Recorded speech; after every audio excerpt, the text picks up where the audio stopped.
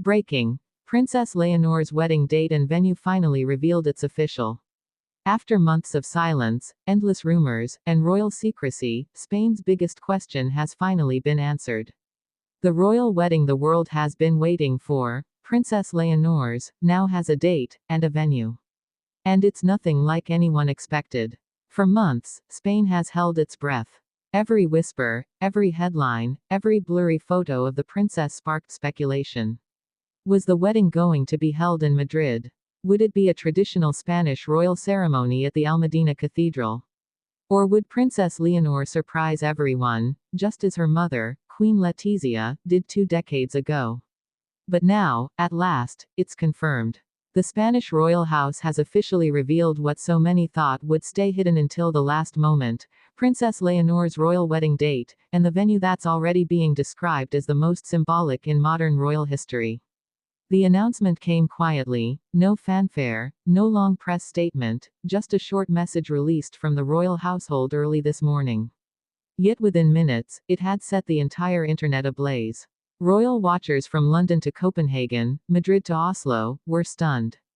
Because what they revealed wasn't just about a place or a time, it was a message. A message about love, unity, and a new era for Spain's monarchy. Yes, the wedding will take place this summer, June 14, 2025, in Copenhagen, Denmark. And that detail alone has sent waves of emotion through Spain.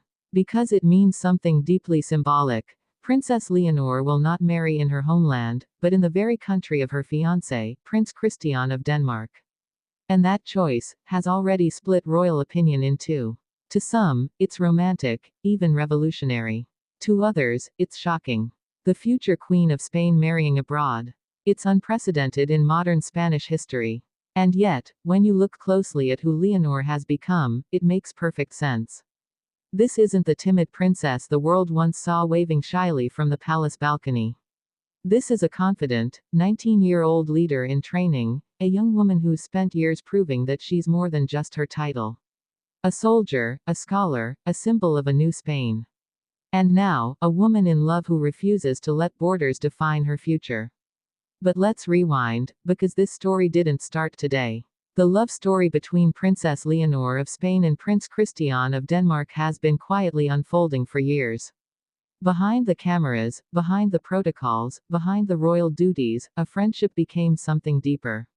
Their connection reportedly began at a youth leadership summit in Norway back in 2019. They were both heirs to their respective thrones, both under pressure, both born into the spotlight. What began as shared understanding turned into something the world could feel, even before it was confirmed. And now, that story will lead to a wedding that's about to unite two of Europe's most powerful royal houses, the Spanish Bourbons and the Danish Glucksbergs. But what exactly makes Copenhagen such a powerful choice? It's more than just Prince Christian's home. It's a city steeped in royal symbolism, one that represents both stability and modernity. The chosen venue is Frederiksberg Castle, Denmark's grandest palace, a place that has witnessed centuries of royal coronations. Yet, for this wedding, it will be transformed entirely, blending Danish elegance with Spanish warmth. Sources close to the royal planners say the ceremony will incorporate both Spanish and Danish traditions, Spanish guitar music echoing through the castle halls, a Danish floral arch made of white roses and olive branches, symbolizing peace between two monarchies and the blending of cultures. But here's the detail that melted hearts across Spain. The royal family confirmed that after the Danish ceremony, a second blessing ceremony will take place in Madrid's Almudena Cathedral, a few days later, exclusively for the Spanish people. The best of both worlds, a love story that respects both countries and honors both crowns. Still, the emotional impact in Spain is impossible to ignore. The Spanish public woke up to a flood of headlines: Leonor chooses Denmark. Spain's queen-to-be marries abroad. For many, it's bittersweet. They're proud, yes, but also nostalgic. The little girl who once stood beside her father at the national parade, now walking toward a future built across borders. And perhaps no one feels this more deeply than her parents.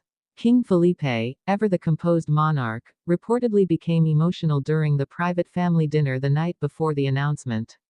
A close palace insider revealed he told Leonor, "You were born to lead Spain, but I see that love has taught you how to lead your heart." And Queen Letizia. Those who know her say she smiled through tears. She's proud, one royal aide said, but it's hard. Because she's losing her daughter to another royal household. And yet, it's exactly what makes this moment so powerful, it's human. This isn't a cold, arranged marriage born of politics. It's the opposite. It's the story of two young royals choosing love in an era when duty often comes first. And that's why Spain, even in its surprise, has fallen in love with Leonor all over again. Now, let's talk about what we know of the grand celebration itself. The royal press office confirmed that the wedding will be attended by every major royal family in Europe, including King Charles III of the United Kingdom, Crown Princess Victoria of Sweden, and members of the Norwegian and Dutch royal families. Even Queen Maxima of the Netherlands is rumored to play a special role in the post-ceremony celebration, a nod to her close friendship with Queen Letizia. As for Leonor's dress, sources inside Zarzuela Palace have already hinted that she's chosen a Spanish designer, likely Lorenzo Caprile, the same designer who crafted many of Queen Letizia's most iconic royal looks. But this gown, insiders say, will be unlike anything the world has ever seen, a blend of Spanish craftsmanship and Danish simplicity. Elegant, minimal, regal, and yes, the tiara. Every royal wedding has its defining moment, and for Leonor, that may come when she wears her mother's wedding tiara, the same diamond piece Letizia wore in 2004. A symbol of legacy, love, and continuity. But behind the beauty, the gowns, and the fairy tale imagery, lies something much deeper: politics, diplomacy, and symbolism. The wedding of Princess Leonor and Prince Christian isn't just a love story. It's a diplomatic bridge. Spain and Denmark, two monarchies built on centuries of tradition, now sharing a future through their heirs. European analysts are already calling this union the marriage of renewal, a sign that royal families are adapting to modern values, unity, equality, and emotional authenticity. But with all the excitement, there's also tension. Inside Spain, political commentators are already questioning how this will affect the princess's duties. Will she split her time between Denmark and Spain?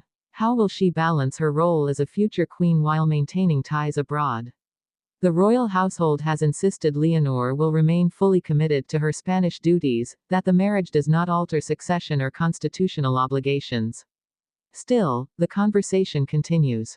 And then there's the emotional undercurrent, the sense of pride mixed with sadness that comes with every royal transition.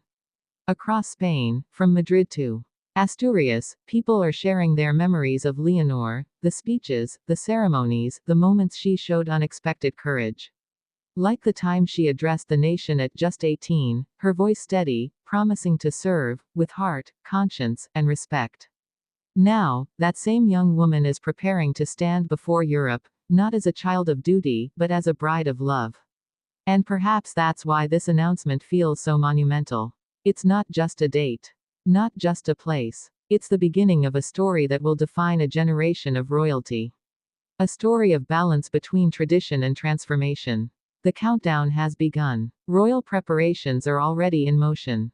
The Danish and Spanish teams are working together, choreographing what insiders describe as a seamless royal event with deep emotional resonance. Even the floral arrangements have symbolic meaning: lavender for Spain, wild daisies for Denmark, intertwined. Meanwhile, social media has exploded. In Spain, the hashtag Nuestra Reina Leonor, our Queen Leonor, has trended for 2 days straight. In Denmark, fans call it the wedding of the century. Videos of the couple's public appearances are being replayed, analyzed frame by frame, every shared glance dissected for meaning. But beyond the royal spectacle lies the heart of it all, a love story. Two heirs born into expectation, now choosing each other freely. It's rare, it's real, and it's exactly what people have been craving in the modern royal world: something authentic. As Spain prepares to watch its princess walk down the aisle, one thing is clear: this isn't the end of Leonor's story. It's the beginning of a new chapter. One written not just by royal duty, but by personal courage. And when June 14 arrives, and the doors of Frederiksberg Castle open, the world will witness more than just vows. They'll witness history, the day two royal bloodlines, two nations, and two hearts became one. Spain may lose a daughter that day, but it will gain something even greater, a symbol of love that transcends borders, expectations, and time. Princess Leonor de Bourbon-Ortiz, Spain's daughter, Europe's future, has chosen her path. And for the first time in a long time, the entire world is watching, in awe.